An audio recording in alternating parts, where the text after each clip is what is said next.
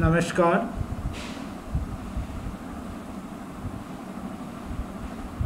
आप सभी का बीए तृतीय वर्ष की प्रथम क्लास में स्वागत है।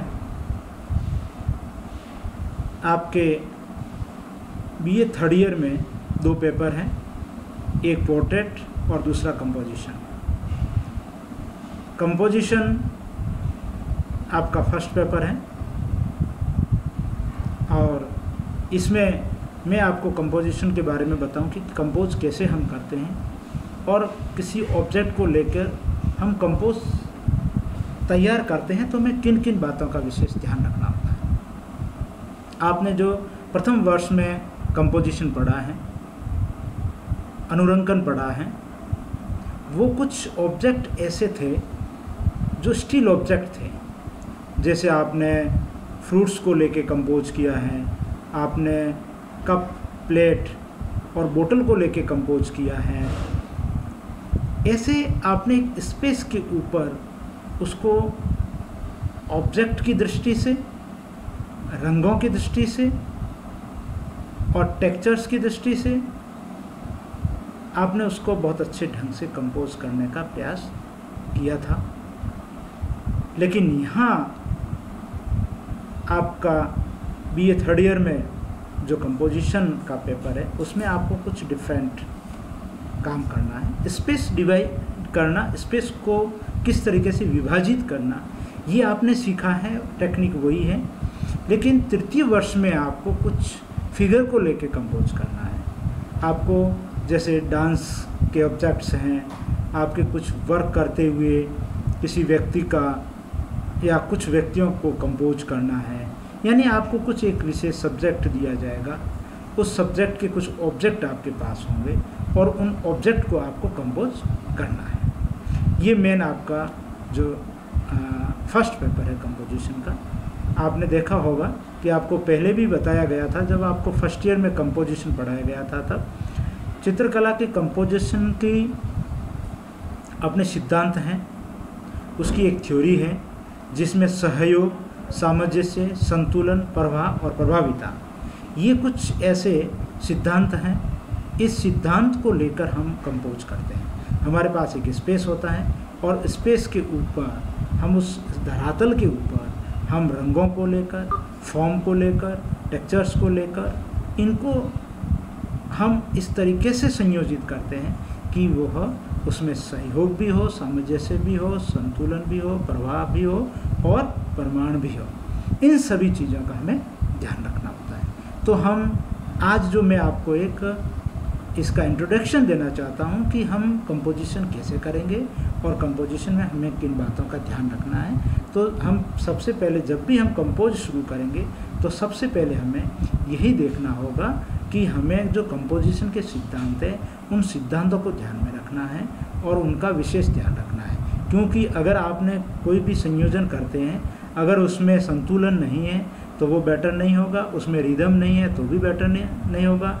पूरा स्पेस है, उस स्पेस के ऊपर एक जगह कोई ऑब्जेक्ट अगर बना दिया है और उसमें रिदम नहीं है तो भी बेटर नहीं होगा। आपको कंपोज करते वक्त कंपोजिशन की थ्योरी, उसके सिद्धांत को ध्यान में रखना होगा, तभी हम एक बहुत अच्छे कंपोजिशन, एक अच्छी पेंटिंग, एक अच्छी डिज़ाइन तक हम पहुंच पाएंगे। पेंटिंग एक डिज़ाइन है, एक आपके पास स्पेस है। चित्रकला के तत्व के बारे में आपको जानकारी होगी। चित्रकला के तत्व रेखा, रंग, रूप, तान, पोत और अंतराल, ये एलिमेंट्स हैं और इस एलिमेंट्स को लेकर हम कंपोजिशन सिद्धांत के आधार पर, हम संयोजन के सिद्धांतों के आधार पर इसको संयोजित करते हैं, इनको व्यवस्थित करते हैं, जिसमें रेखा भी होती हैं, रंग भी होता है, टेक्सचर्स भी होते हैं और स्पेस जिसके ऊपर आप बनाते हैं वो स्पेस हैं।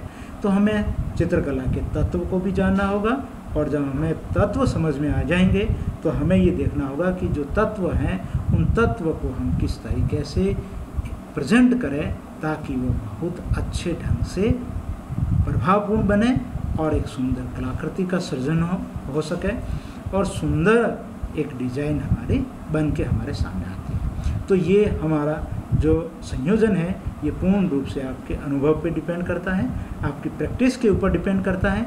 जितनी आप प्रैक्टिस करेंगे इतना ही आपको अनुभव होगा, और जितना आपको अनुभव होगा उतना ही आपकी कलाकृति मौलिक होगी, वही कलाकृति सजीव होगी, और वो कलाकृति दर्शक के लिए मुख्य रूप से आकर्षित रहेगी।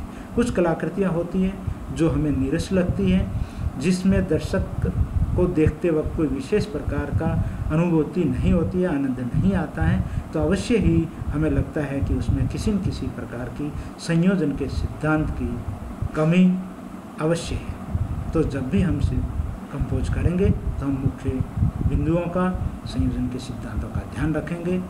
नेक्स्ट मैं आपको ये बताऊंगा कि हम किसी ऑब्जेक्ट को लेकर एक स्पेस पर कैसे रखना है और किस जगह रखें कि वो बहुत अच्छे ढंग से अपना स्थान ग्रहण करता है। कई बार हम देखते हैं कि एक ऑब्जेक्ट साइड में रखा, दूसरा बहुत छोटा बना दिया या बहुत बड़ा बना दिया कि वो स्पेस से भी बाहर कवर हो रहा है, तो ऐसा भी हमें एक अच्छे कंपोजिशन की ओर हम कदम नहीं बढ़ा सकते हैं।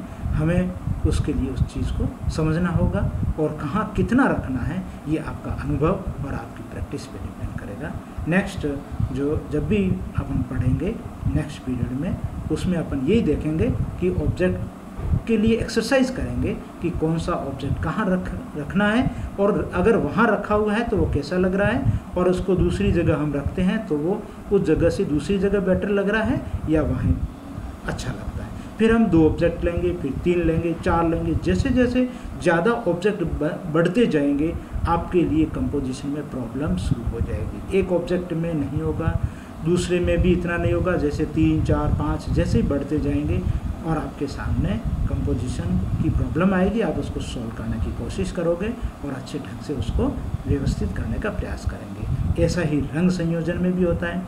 जब हम एक रंग की कोई पेंटिंग बनाते हैं, एक रंगीय हम कहते हैं उसको, मोनोक्रोम कहते हैं, एक ही कलर में अगर हम पेंटिंग बनाते हैं तो उसमें हमें इतनी प्रॉब्लम नहीं आती है। जैसे ही दूसरा कलर आता है तो वह कलर कंपोजिशन की समस्या प्रॉब्लम हो जाती है, या उसकी समस्या हमारे सामने आती है, तो हम उसको सोल्व करने का प्रयास करते हैं। तो इस तरीके से हमारे सामने कलर कंपोजिशन और किसी ऑब्जेक्ट को लेकर किस तरीके से कंपोज किया जा सकता है, यह पढ़ेंगे। आज के लिए इतना ही, धन्यवाद।